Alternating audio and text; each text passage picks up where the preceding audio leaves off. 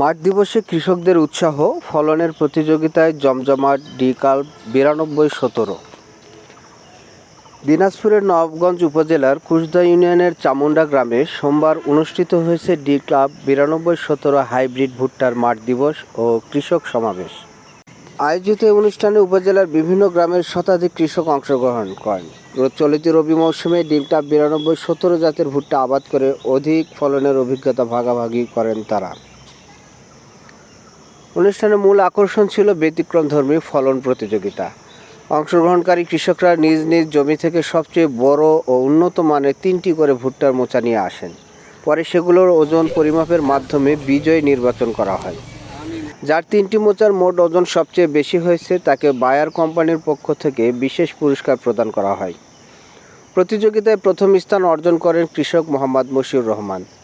তার 3টি মোচার মোট ওজন ছিল 1300 গ্রাম। দ্বিতীয় স্থান অর্জন করেন মোহাম্মদ কাজল, যার মোচার মোট ওজন ছিল 1265 গ্রাম, এবং তৃতীয় স্থান অর্জন করেন মোহাম্মদ মজিদুল হক, যার মোচার মোট ওজন ছিল 1258 গ্রাম।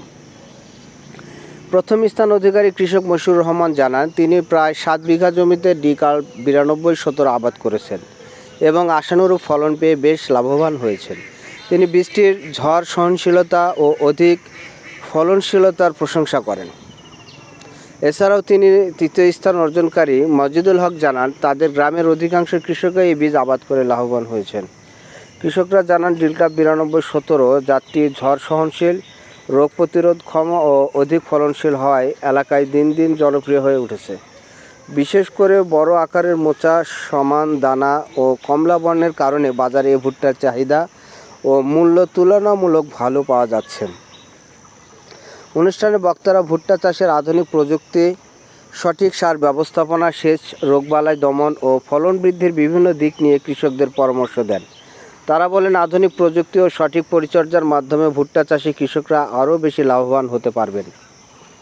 এ সময় উপস্থিত ছিলেন CCM সিড কৃষিবিদ সঞ্জিত চন্দ্র রায়, মমিন বীজ ভান্ডারের পরিবেশক মোহাম্মদ মমিনুল ইসলাম, বায়ার কোম্পানির field officer Abu Zahid, Mehedi Hasan Zahid, agri consultant Parvez Mosharraf এবং রিটেইলার মোহাম্মদ রাশেদ হোসেন।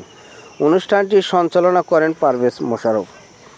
বক্তারা এই সময় বায়ার কোম্পানির INH 16019 ও AZ 2241 ST ধানের জাত সম্পর্কে কৃষকদের সামনে বিভিন্ন গুরুত্বপূর্ণ তথ্য তুলে ধরেন এবং আসন্ন আমন মৌসুমে উন্নত জাতের বীজ ব্যবহারে কৃষকদের উদ্বুদ্ধ করেন। অনুষ্ঠানের শেষে প্রথম, দ্বিতীয় ও তৃতীয় স্থান অধিকারীদের মাঝে পুরস্কার বিতরণ করা হয়।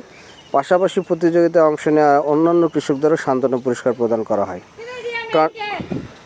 দেখে প্রথমে একটু অবাক হলাম যে কি ব্যাপারে ভুট্টাগুলো, তখন বললো যেটা ওজন দেওয়া হবে এবং সর্বোচ্চ যার ফলন হয়েছে তাকে পুরস্কৃত করা হবে। তো যাক, এই ধরনের আয়োজনটা আমার কাছে ভালো লাগছে।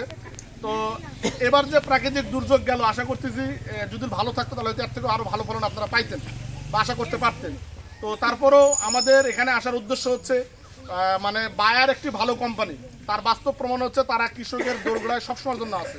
তারা হাট ক্যাম্প করে, তারা তাদের যে এফও আছে, তারা এফওদের দ্বারাই তারা প্রত্যেক চাষিদের মাঠ পর্যন্ত যায় এবং কোনো চাষির কোনো প্রবলেম হলে সেটা সমাধান দেওয়ার চেষ্টা করে। অনেক কোম্পানি আছে শুধু সামান্য কিছু লাভের অর্থের আশায় তারা আসে, ব্যবসা করে চলে যায়, আবার যখন সিজন আসে তখন তারা আসে। আর এই 9 মাস বা 1 বছর তাদের আর কোনো কৃষকের বা রিটেলারের খোঁজ খবরও রাখে না যে বীজটা কেমন হইলো, বীজটা দিয়ে গেছিলাম, ভালো হলো না খারাপ হলো, গাছটা ঝড় বাতাসে ভেঙে গেছিলো না পড়ে গেছিলো, এরকম খোঁজ খবর রাখে না। কিন্তু বায়ার কোম্পানি সবসময় আপনাদের পাশে থাকবে, সবসময় আপনারা পাশে পাবেন। বায়ার একটি বড় কোম্পানি, বায়ারের সাথে থাকলে আপনাদের লাভ হবে। আপনাদের এই 92-17 আগামীতে করবেন তো, সবাই করার ইচ্ছা পোষণ আছে তো? যাক, ইনশাল্লাহ আপনাদের এই কথা শুনে আমাকেও ভালো লাগলো। তবে 92-17 এবং 92-17 পাশাপাশি আরও আমাদের নতুন জাত আসতেছে, একদম লেট ভ্যারাইটি, যেটা আপনারা মার্চেও লাগাতে পারবেন বা ফেব্রুয়ারিতেও লাগাতে পারবেন। এই কারণে আপনারা বায়ারের সাথে থাকবেন।